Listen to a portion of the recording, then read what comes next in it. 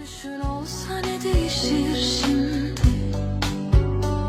Tek bir sözün yeter miydi? Kış gibi sessizim, buz tuttu şehrim. Dışım zemheri ama içimde yangın derin. Bir yaprak gibi savruldum yere.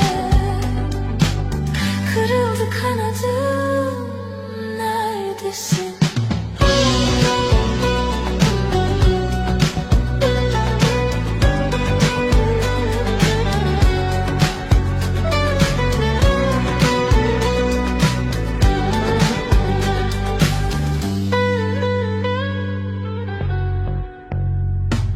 Bir sokak lambası yanar, gölgen düşerken kaldırıma.